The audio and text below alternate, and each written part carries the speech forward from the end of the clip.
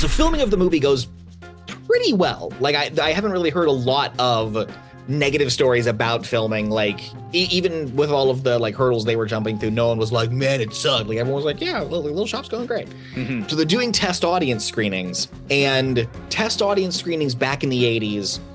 I say this like I have personal experience. I had not taken corporeal form when this movie was released. You were, not when this movie was released. No, yeah, didn't exist yet. But like the way they used to do test audiences is that you would have a dial on like the arm of your seat, and as you were enjoying it throughout the movie, you would adjust the dial.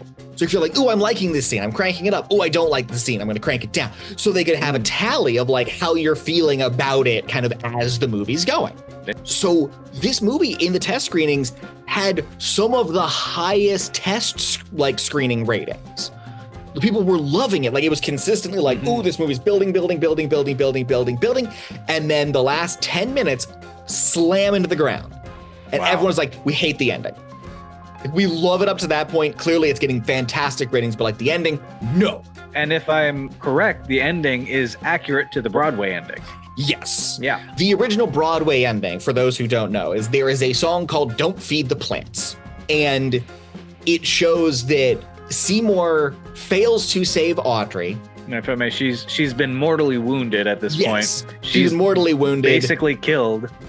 And Audrey too is like, well, like, come on, you're gonna let that meat go to waste? Like, you might as well let me kind of chow down a little bit. Pretty much. Seymour is so emotionally distraught that he's just like, yeah, cool, fine. Like, he is just so out of it. And I believe shortly thereafter, he also allows himself to be eaten by Audrey too. Yep. And at the end of the movie, like, Seymour has this thing where like, you're planning to take over the world. You're gonna do this. That's the actual end of the Broadway musical. Is like the plants succeed in taking over the earth. Oh yeah, and in the many productions, I know in our production, the plant eats the theater. So like the vines drop down, and it's a whole thing. So yeah, so like in this original ending, you see like plants like rampaging through a city like King Kong or Godzilla. You see a plant on the top of the Statue of Liberty, and then the last shot is a plant bursting through the screen, kind of at the audience, kind of doing its thing. That's like, okay, cute. That's like that's very cool. That's a way to work it into the musical. That's great. Test audiences were bummed the fuck out.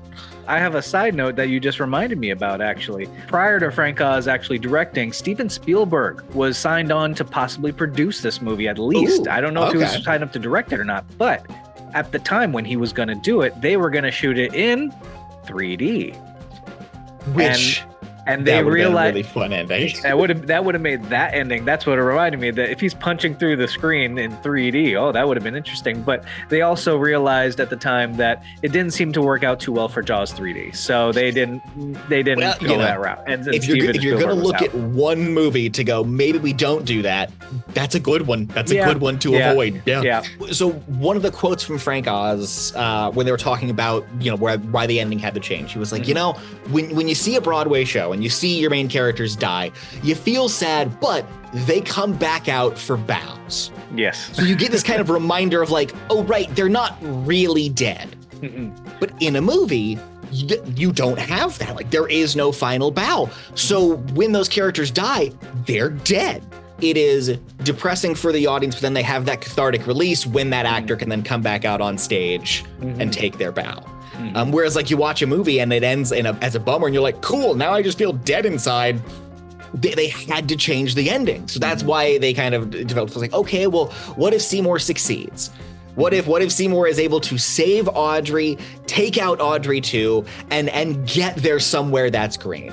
And we'll still kind of hint at that ending with seeing one of these cute little dudes kind of sitting in their garden out front. Like, so it still kind of gets the same vibe, and it still has this kind of fun attitude to it. And if you haven't seen the original ending, I highly recommend anybody out there go to YouTube. If I can find it, I'll link it to it in the description below.